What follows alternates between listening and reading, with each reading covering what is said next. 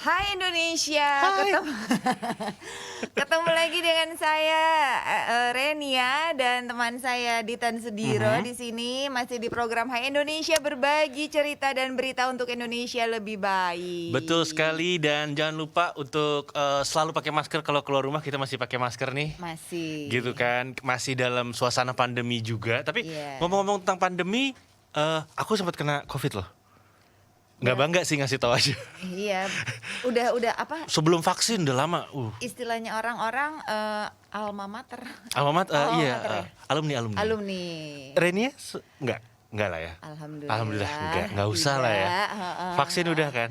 Vaksin udah dua-duanya. Nah, ini makanya buat pemirsa jangan lupa juga selain, pakai masker, kalau bisa vaksin, kan nggak semua orang bisa vaksin juga soalnya, Mhm. gitu. Yang udah memenuhi syarat dan bisa, please do ya. Yap, bener banget dan ini, mengawali opening acara hari ini saya juga mau mengingatkan bahwa saudara-saudara saya banyak loh nih 2 bulanan ini Mhm. yang kena atau yang meninggal tuh ada beberapa. Delta ini, dengan varian Iya kena iya. oh, Mungkin ya, saya nggak tahu varian apa juga, cuman ya bersamaan sama terkenalnya varian Delta itu. waktu kalau Ditan kenanya, Oh, belum ada omongan varian Delta, oh, masih awal tahun 2021. oh gitu. Jadi kemarin-kemarin Wah, udah banget lama ya. banget. Makanya kan yang sekarang nih kayaknya lebih bahaya gitu kan. Mhm, mhm, mhm. Kayaknya korbannya lebih cepet gitu. Kayak yang terjadi Mhm, di sekitar saya, ada sepupu saya, ada teman kerja juga. Yang mhm, wah ini orangnya kayaknya sehat padahal olahraga terus gitu. mhm, Tapi mhm. emang sih mereka ini teman rekan-rekan yang sekitar saya ini memang setahu saya belum vaksin. Oh Setahu gitu. saya. Dan Heeh, ini kan heeh. kejadiannya udah 2 bulanan lalu juga, bulan Mhm. Juli Juni akhir gitu Mhm, kan. mhm, mhm, Itu kan pas lagi heboh-hebohnya Delta tuh ya, mhm. varian Delta di mana-mana. Mhm. Makanya Renia juga jangan lupa kalau keluar rumah pakai masker ya. Iya, Ditan, always selalu. Nah, di segmen kita yang pertama ini kita mau bahas tentang nggak jauh-jauh juga, masih tentang Hmm, COVID ya. hmm. Itu ada Ada yang namanya badai sitokin ini. sitokin. Saya Heeh. pertama kali dengar badai sitokin dan baca artikel berkaitan dengan badai sitokin Mm-mm. itu pas kemarin ada mentalis Mm-mm. Om Deddy Kobuzer, dia kan Iya. cerita dia nih salah satu korban badai sitokin itu. Bingung Mm-mm. dong, dia kan sehat banget ya, makanannya Mm-mm. sehat, olahraganya sehat. Mm-mm. Akhirnya baca-baca artikel, oh ini yang disebut. Berarti badainya bukan di luar tapi di tubuh Di kita. tubuh kita sendiri. Gimana? Gitu. Ceritain dong, Ditan, apa sih badai sitokin ini Ini tuh apa? yang diambil dari CNBC Mm-mm. Indonesia.com. Ini Mm-mm. disebutkan bahwa yang namanya badai sitokin Mm-mm. ini adalah sebuah sindrom yang mengacu pada sekelompok gejala medis di mana sistem kekebalan tubuhnya, imunitas tubuhnya mengalami terlalu banyak peradangan. Oke. Gitu. Karena udah saking radangnya, maka badai sitokin ini merupakan salah satu komplikasi yang dialami oleh penderita COVID-19. Oke. Ini harus diwaspadai banget karena kalau ibaratnya kita udah kena badai sitokin ini bisa-bisa ada kegagalan fungsi organ, dan kalau udah kegagalan fungsi organ bisa kematian kan. Mm-mm. Makanya harus dirawat secara intensif kalau udah kena badai sitokin ini. Dan dia nggak peduli kayaknya mau tua, mau muda, mau badan sehat, badan kurang sehat, semua orang bisa kena yang namanya badai sitokin ini, dan ini komplikasi dari COVID-19 ya. Mm. Ini tuh kayak orang-orang yang orang tanpa gejala gitu nggak sih? Terus karena dia nggak tahu, terus tiba-tiba, Radang ya. uh Kalau dari tulisannya sih kurang lebih intinya peradangan. Nggak tahu, dia bisa ada gejala, bisa nggak ada gejala, tapi Oh intinya ada oke. peradangan Heeh. yang akhirnya antibodinya hilang, terus bisa mengakibatkan kegagalan dari fungsi organ, efeknya ke kematian. Oh, jadi itu Gitu. yang dialami sama sang mentalis Sang itu mentalis Deddy Kobuzer yang kemarin. kemarin itu, dia cerita kan, saya kena Heeh, badai sitokin, heeh. ini apaan, baca-baca. Oh, kurang lebih kayak begitu. Oke. Sebenarnya kalau ngomongin sitokin sendiri, dia ini Mm. protein. Sebenarnya dia salah satu protein yang berperan dalam sistem kekebalan tubuh kita, dalam imunitas kita. Kalau lagi normal, sitokin ini membantu sistem imun berkoordinasi dengan baik melawan bakteri atau virus penyebab infeksi. Itu kalau lagi normal. Kalau lagi normal. Kalau nggak normal, sistem imun nggak berkoordinasi dengan baik ya. Jadi dia malah nyerang kita balik gitu Mungkin ya. ya, jadi kan jadi nggak bisa berkoordinasi dengan baik tuh. Ada badai soalnya. Ada badai. Oke. Gitu. Nah, terus dari siapa tadi nih? Ini ada juga dari nih. lifestyle, Ya, dari laman lifestylekompas.com. Dr. Jeffrey Alois Gunawan, spesialis PD apaan sih, penyakit dalam ya. reaksi sitokin ini nih nggak hanya terjadi pada pasien COVID-19, tapi juga pada penyakit lain. Jadi bisa aja nggak cuman COVID nggak hanya untuk penderita COVID yang kena badai sitokin ini. Ya soalnya kalau ngebaca ciri-ciri ini jangan-jangan yang kemarin sepupu saya meninggal mungkin badai sitokin juga. Oh gitu. Jadi saya punya sepupu sehat banget, dia atlet. Ya bukan atlet nasional, atlet dia kalau weekend tuh dia sering berlatih karate. Terus kalau weekdays pekerja kantoran, aktif kan? Wah, aktif, olahraganya juga bagus. Dia siangnya masih WhatsApp keluarga, masih bercanda. Terus malamnya mendadak sesak. Oh Udah, gitu. terus dipasangin apa namanya? Alat pembantu nafas. Inkubator lah. Iya, Apa namanya? ventilator. Ventilator. Inkubator bayi. Terus dalam 2 jam udah dinyatakan udah nggak ada. Mungkin ya ada badai sitokin juga, mungkin dia organnya juga gagal mungkin. Bisa Karena kan jadi. cuma dalam beberapa jam. Iya, nggak kedetek ya. Itu dia. Oh, oke. Tapi kan kalau yang saudara saya kan komplikasi dari COVID-19-nya.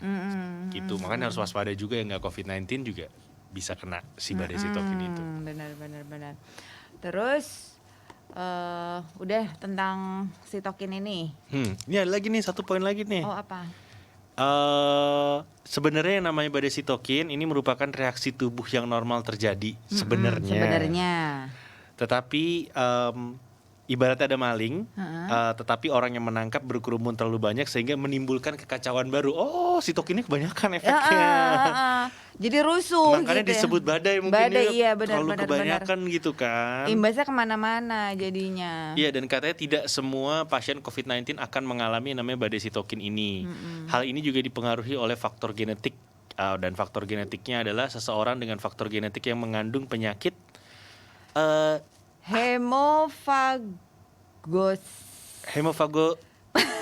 hemofagotik Iya, oke. limfostiosis. Oke. Kurang lebih seperti itu pembacanya, yaitu sebuah penyakit yang menyebabkan diregulasi sel-sel darah putih.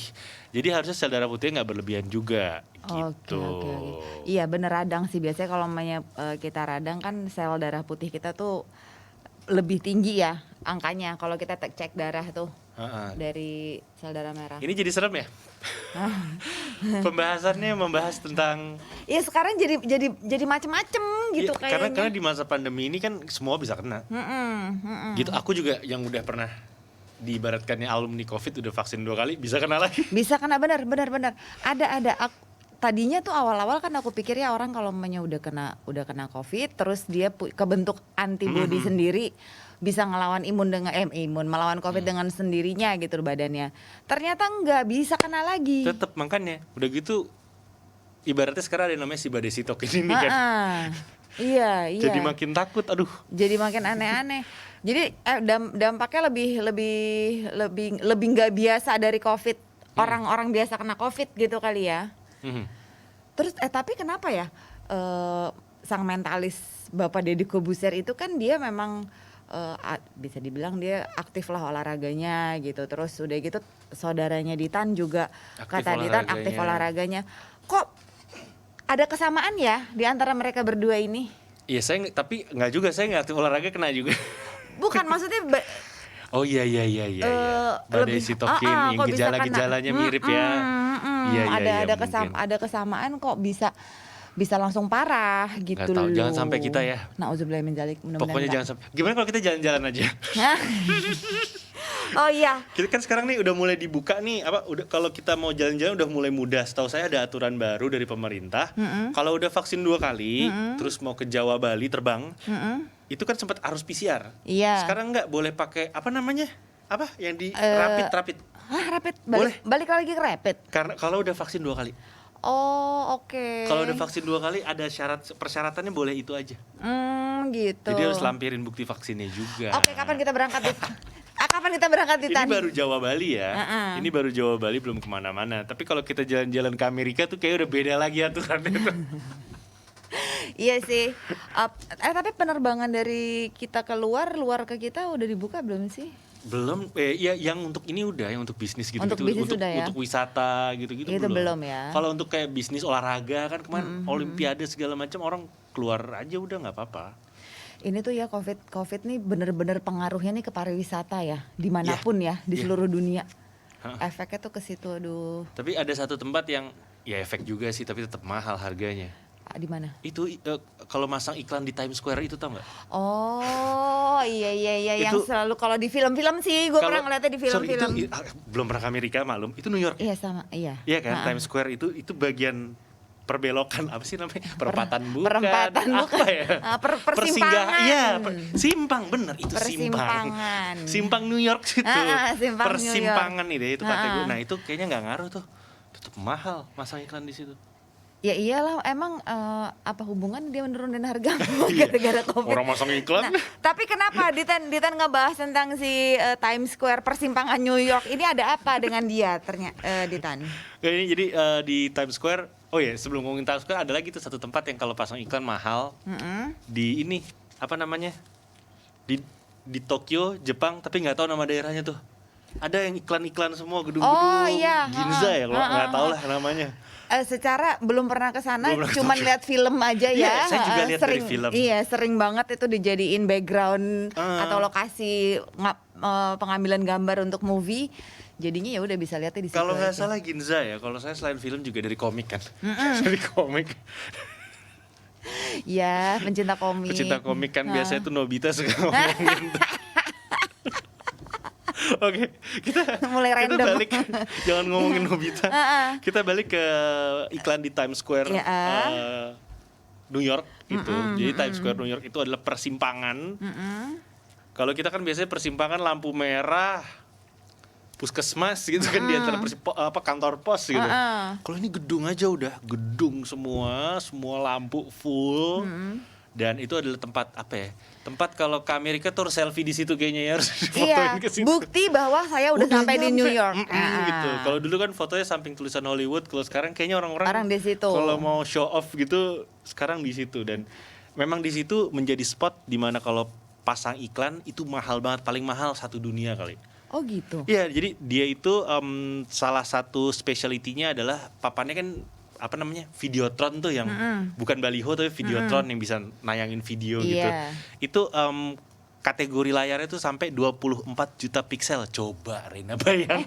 Tunggu. Oh ini Rena bayangin nolnya coba. 6 ya? Nolnya 6 ya? Aku 24 juta piksel, Juta. coba bayangin. Oke. Ini handphone kita aja cuma ribuan piksel kalau nggak salah. Iya, itu aja udah girang. Ini aja keren banget. Nah ini 24 juta piksel.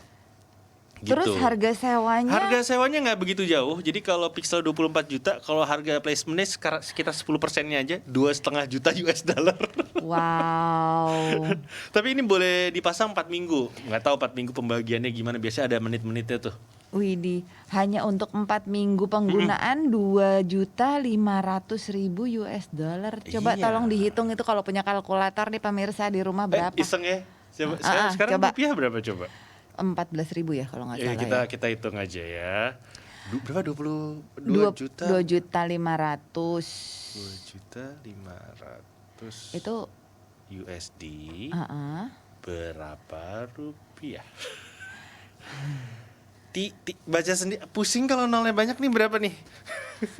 35 M apa 35 T? 36 miliar Oke. 698.875.000 Itu kalau dibeliin rupiah. kopi-kopian itu dapat berapa? Semua kedai kopi kekinian. Semua kedai kopi Masih ada sisa kekinian. kembalian lagi. Masih ada Dapat sisa berapa kembalian. tuh yang beliin? Makanya. Gile. 36 miliar ya. Itu untuk 4 minggu pemasangan, dan biasanya satu iklan itu kan maksimal 1 menit. Tapi nggak juga, kalau kayak gini terserah sih mau berapa menit. Iya, mungkin karena harganya mahal jadi bisa satu film kali dia. Makanya. Jadi Durasi satu film. Itu ya kalau bisa tampil di Videotron ini akan ngerasa keren banget. Bayangin dong, ini bersandingan dengan iklan-iklan brand-brand dunia. produk-produk luar yang internasional yang mahal-mahal. Terus ini juga menjadi bagian dari promosi. Oh ya, promosi film sama promosi panggung Broadway juga di sini. Iya. Gitu. Jadi bangga banget pastinya.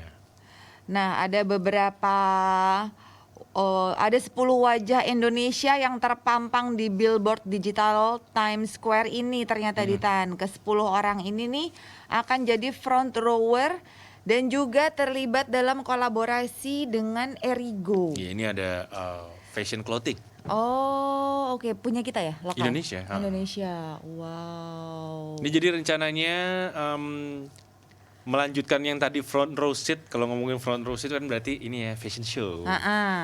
Ini jadi rencananya berdasarkan website resminya New York Fashion Week. Nanti nih presentasinya brand Erigo ini bakal diselenggarakan di hari Rabu 8 September 2021. Oke. Jam 7 malam waktu setempat. Dan presentasi Erigo ini akan dilaksanakan di Gallery Studio NYFW dan akan disiarkan secara live pastinya. Gitu. Terus siapa aja yang bakal tampil? Tenang, bukan Renia, bukan saya. Jangan sedih. Jangan kita juga. Ini siapa? Bingung gitu. Ada siapa aja nih? Ini ada 10 influencer.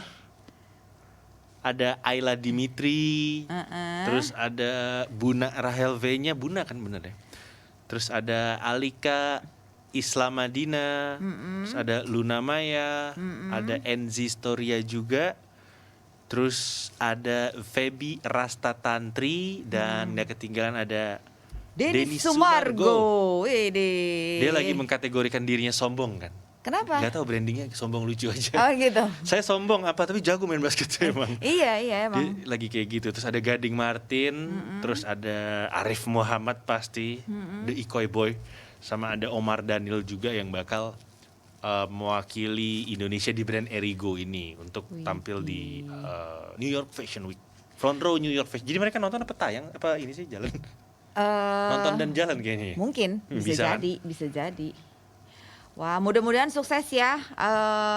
Acaranya itu nanti di tanggal 8 September 2021. Ini keren banget sih, maksudnya brand Indonesia, produk Indonesia, lokal gitu, bisa tayang di sana tuh keren bisa banget. mendunia, iya benar. Dan fakta lainnya nih, Erigo nih mampu membeli slot papan iklan di Times Square ini karena pada tahun 2015 aja nih omsetnya udah nyampe 22 miliar rupiah. Wow. 2015. Jadi itu receh lah itu mungkin tadi tuh yang dihitung sama Ditan tuh. 36 miliar tadi ya. Ini udah 6 tahun kemudian gitu kan, 6 tahun kemudian. Ya udahlah ya, Kecil bayar lah gitu, nggak ada masalah. Terus fakta lainnya dari Times Square billboardnya ini nih, selain 10 selebritis influencer yang jadi front rower Erigo, pada hari kemerdekaan Indonesia bulan lalu, sebuah perusahaan pendanaan investasi online untuk brand lokal seperti Hyperfast ya. Ini menayangkan 16 apa lokal Ditan? Ini ada ini brand. Oke, 16 brand lokal. Merek-merek lokal. Yang diiklankan di areal Times Square, New York gitu. Di antaranya adalah ini ada Nona, ada Sideline, ada Sabine and Him, dan We Are Status Quo. Terus masih ada beberapa nama brand lagi. Jadi Hyfest ini bekerja sama dengan Kemenparekraf untuk meningkatkan daya saing sekaligus mendukung UKM tanah air di mata dunia. Ini keren loh. Thank you. Tapi nggak cuma itu, ada lanjutannya lagi tuh. Oh iya, kita ada harus bangga. Nama-nama seniman-seniman lokal juga, iya. Lokal dan internasional sih Soli. Ini kayaknya lebih ke ini ya, apa namanya, ke penyanyi ya. Yang ini penyanyi nih. Terus ada Niki Zevanya, Raisa Andriana, dan Rosa yang sosoknya terpampang di billboard digital Spotify Equal. Sosok pertama yang muncul nih Niki Zevanya, penyanyi kelahiran Indonesia yang kini berkarya di LA. Terus habis itu disusul sama ada juga Raisa dan Rosa. Ini Niki Zevanya dia 88 Rising kalau nggak salah labelnya. Oh gitu. Dia barengan sama si itu Rich Brian. Immanuel. Dia di situ. Jadi 88 Rising ini kalau diperhatikan emang sebuah label musik hip hop rap yang dia ini kayaknya berfokus ke apa ya namanya ya. Jadi dia ini label Amerika. Tapi artis-artisnya nggak ada yang bule Amerika tuh nggak ada yang Caucasian. Jadi Latin Asia gitu ya. African American gitu, Asian gitu, atau Asian Filipina, Asian Indonesia tuh kayak si Rich Brian sama si Niki. Jadi agak beda lah nih labelnya. Dan semua yang dia keluarin lagunya seru-seru. Seru-seru. Oh, oke. Dirimu penikmat. Penikmat. Pendengar sih. Pendengar dan penikmat juga.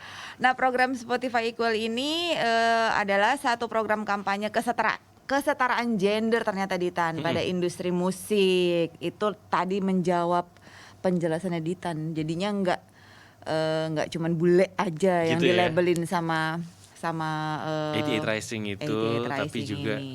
gender-gender yang lain ibaratnya ya. Gender dan ras yang lain maksudnya. Oke. Jadi Spotify Equal ini memang menampilkan para penyanyi terpilih dari 50 negara. Banyak. Nah, itu dia tadi sebagai bentuk pemerataan karya. Betul. Dan kenapa yang ini ada Raisa, ada Rosa sama Niki Zevanya dari Indonesia karena emang sebenarnya diluncurkannya bertepatan dengan Hari Perempuan Sedunia, International Women's Day. Wow, luar biasa. Kayak Gitu. Bangga loh. Akhirnya setelah Agnes Mo ya. Agnes Mo, iya. Dia kayaknya penggebrak ya. Habis itu diikutin Ya, banyak musisi-musisi Indonesia. bisa disebut sebenarnya kalau ngomongin musisi keturunan Indonesia. Enggak sih, Anggun juga duluan. Iya, tapi kalau ngomongin Anggun dia French nationality tapi Indonesia. Tetap sih Indonesia. Kalau ngomongin keturunan Indonesia tuh kita bisa ditarik tahun 1960 kalau nggak salah. Daniel Zauleka. Daniel Zauleka kan 2000-an. Saya dapat tanda tangannya loh. Masa? Dapat pas dia ke Java Jazz. Oh, Udah iya, saya iya. sok bahasa Inggris bingung ternyata orang Jawa. Capek deh. Halo, Pak Daniel, can I ask for your autograph? Oh, oke. Dia memang orang gitu kan. Suaranya sangat tinggi. Iya. Oke. Thank you Pak Daniel. Yes dear. Dah, biasa aja nggak ada apa. Terus kan waktu itu saya masih jadi wartawan radio gitu kan. Jadi saya punya ID card yang bisa ke belakang-belakang panggung segala macem. Terus ada denger gitu di samping ini siapa ini ada ngomongnya Jawa Timur. Oh, Kan beda ya iya, Jawa Tengah sama Jawa Timur gitu kan. Ini Jawa Timur, Surabaya. Ini orang Surabaya nih bapak-bapak siapa? Daniel Zauleka. Oh, dia tuh mix ya ternyata Enggak, ya. dia Ambon kayaknya dia Maluku. Dia itu Ambon Maluku, Zauleka. Tapi mungkin dia besar di Jawa Timur mungkin. Oh gitu. Karena sangat ini bahasa Jawa Timur Fluent banget. banget. Fluently banget. Ini siapa ya? Oh, ini bapak-bapak seniman. Pas berhatiin, ini yang tadi saya minta tanda tangan pakai bahasa Inggris. Terus lo malu nggak? Nggak malu. Kalau bahasa Jawa Timur aja lancar, bahasa Indonesia juga lancar. Apalagi gitu harusnya ya. bahasa Indonesia lebih lancar. Itu pengalaman saya dengan Daniel Zauleka. Aduh, Tapi kalau oke. mau bahas keturunan Indonesia, itu yang udah mendunia ya. Kalau seniman Indonesia mah di mana-mana pasti ada, cuman yang udah terekam, recorded. Itu tahun 60-an keturunan Indonesia, tapi warga Belanda itu The Tillman Brothers ada. Jadi sebelum tren musisi-musisi kalau main band tuh akan ada yang tahun 80-an, 70-an tuh ada yang gayanya ngerusak gitar kan. Gitarnya dipukul-pukul, drumnya ditendang-tendang. Hardcore gitu lah ya. Kok dihancur-hancurin aja. Nah, Oke. itu yang pertama terekam adalah Tillman Brothers. Itu orang kita? Orang kita, tapi orang Belanda. Tapi kita orang Indonesia, lahir di sana. Oh. Atau oke. pindah ke sana kan tahun segitu kan lagi tahun ininya Iyalah, banget tuh apa sih itu namanya tahun ya itu ada yang ke Belanda, ada yang pulang dari Belanda, ada yang pulang dari luar gitu-gitu kan. Gitu dan itu terekam. Jadi mereka manggung di sebuah acara TV Belanda, direkam ada YouTube sampai sekarang. Kalau nyari sejarah lebih tua dari itu yang terekam, kayaknya nggak ada deh. Oke. Yang itu ya yang maksudnya ngancur-ngancurin lagu segala macam. Tapi kalau orang Indonesia seniman terekam ada albumnya segala macam sih banyak dari zaman dulu tuh ada. Oke. Kayak ada tuh lahirnya di Hindia Belanda. Kakek nenek kita lahirnya Hindia Belanda. Kalau lihat KTP Hindia Belanda. Iya sih. bener. Beneran kakek nenek kita. Ini udah ada tapi orangnya udah pulang ke Belanda. Dia ibu-ibu penyanyi. Siapa? Aduh lupa. Ekmir nasi goreng lagunya gitulah. Pokoknya dia makan nasi goreng, makan sambal kerupuk. Itu judulnya. Pakai bahasa Belanda Ikmir nasi goreng. Yes. Oh, Nah, itu juga oke. dari tahun 40 50-an. Oh. Dengan kategori Hindia Belanda sih. Oh gitu. Banyak keturunan kali dulu ya, zaman dulu banyak ya. banget. Apalagi main bola, itu juga banyak banget. Gitu. Kalau luar negeri, cuman yang terakhir kalau ngomongin vokalis perempuan, yang terakhir itu Anggun yang kemana-mana, yang bukan yang terakhir, yang awalnya mendobrak kali ya Anggun. Iya, setelah sekian lama nggak ada. Dia soalnya selain benua Amerika, benua Eropa juga Eropa kan. juga, dia di Perancis ya. Terus dia stay di Perancis, maksudnya dia mendobrak banget. Abis itu barulah ada nama-nama kayak Agnes Monica. Heeh. Kayak gitu. Kalau kayak Agnes Monica kan dia kayak roadshow gitu, dia bikin show sendiri. Kalau Nicky Zevanya enggak, Nicky Zevanya ini udah apa ya namanya? Kayak kategori label merekrut musisi baru, tinggal di sana. Oke. Jadi di hire tinggal di sana, udah berkarya bersama di sana. berkarya bersama dengan labelnya sendiri gitu. Dan ini cara-cara kayak gini tuh baru ada beberapa tahun ini juga. Oh, gitu. Sebenarnya agak-agak mirip sama label-label dari Korea Ya. gitu. Tapi kalau si label Korea itu kan lebih di ayo kayak dorm gitu, kayak akademi, ada Iya, belajarnya, iya. ada sekolahnya, tinggal di sini. Kamarnya bareng kan gitu kan apa Terus bentuknya grup ya biasanya ya? girl band itu Girl kan kayak band, gitu. boy band, girl Yes, band. mereka kan kayak gitu, ada fitnessnya, ada segala macam. Kalau yang tipe baru ini sih kurang lebih menurut saya kayak gitu juga, cuman lebih bebas, nggak dorm, nggak harus ada sekolahnya, kayaknya nggak seketat itu sih. Nah kira-kira Raisa sama Rosa nih bakalan pindah juga nggak ya?